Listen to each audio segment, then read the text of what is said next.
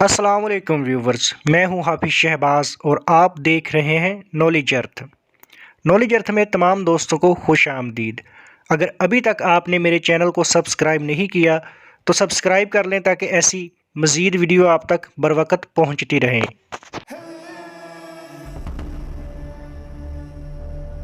حضرت موسیٰ علیہ السلام جب کوہ طور پر 40 دن کے لیے تشریف لے گئے تو سامری منافق نے چاندی سونے کے زیورات پگھلا کر ایک بچڑے کی مورت بنا کر حضرت جبرائیل علیہ السلام کے گھوڑے کے پاؤں تلے کی مٹی اس مورت کے منہ میں ڈال دی تو وہ زندہ ہو کر بولنے لگا۔ پھر سامری نے مجمع عام میں یہ تقریر شروع کر دی کہ اے بنی اسرائیل، حضرت موسیٰ علیہ السلام خدا سے باتیں کرنے کے لیے کوہ طور پر تشریف لے گئے، لیکن خدا تو خود ہم لوگوں کے پاس آ گیا ہے۔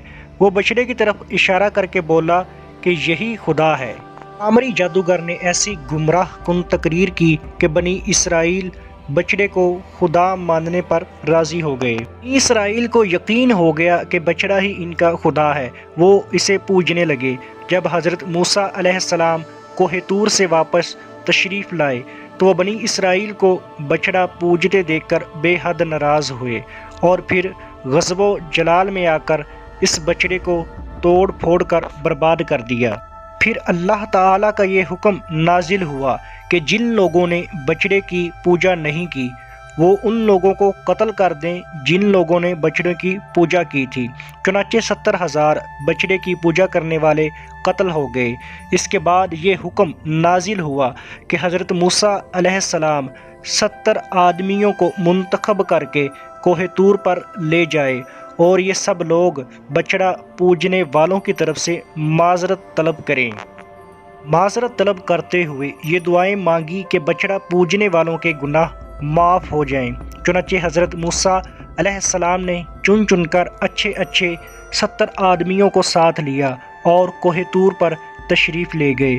جب لوگ کوہ طور پر طلب معذرت و استغفار کرنے لگے تو اللہ تعالیٰ کی طرف سے آواز آئی کہ اے بنی اسرائیل، میں ہی ہوں، میرے سوا تمہارا کوئی معبود نہیں۔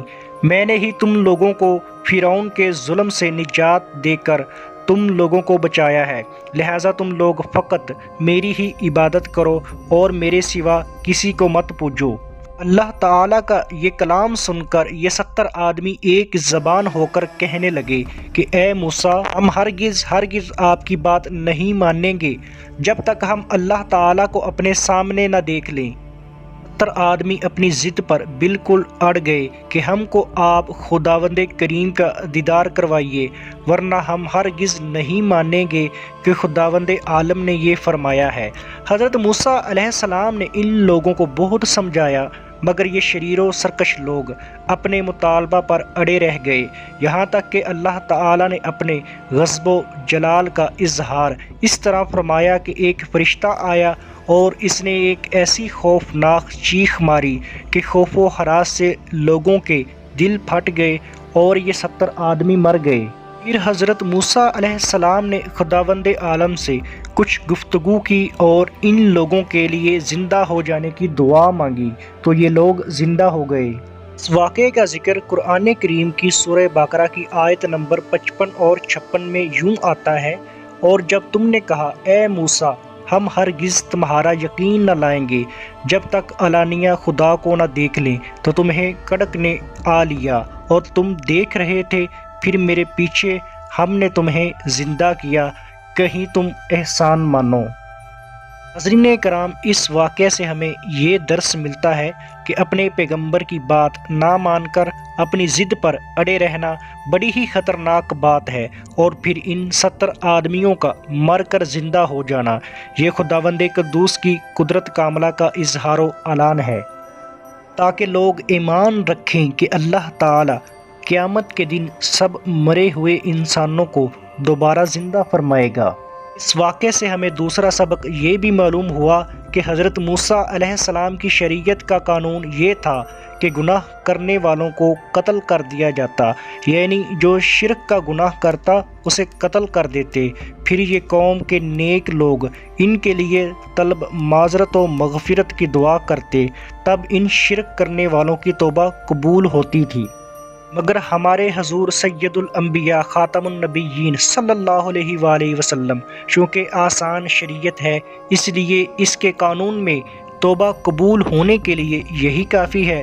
گناہ کرنے والے نے اگرچہ کفر و شرک کا گناہ کر لیا ہو، سچے دل سے اپنے گناہ پر اللہ تعالیٰ کے حضور شرمندہ ہو کر معافی طلب کرے اور اپنے دل میں یہ عہد و عزم کرے کہ پھر وہ یہ گناہ کبھی نہیں کرے گا، تو اللہ تعالیٰ اس کی توبہ قبول فرمائے گا اور اس کے گناہ کو معاف فرما دے گا۔ دعا ہے اللہ پاک ہمارے صغیرہ کبیرہ گناہوں کو معاف فرمائے اور ہمیں عمل صالح کرنے کی توفیق عطا فرمائے۔ آمین ثم آمین۔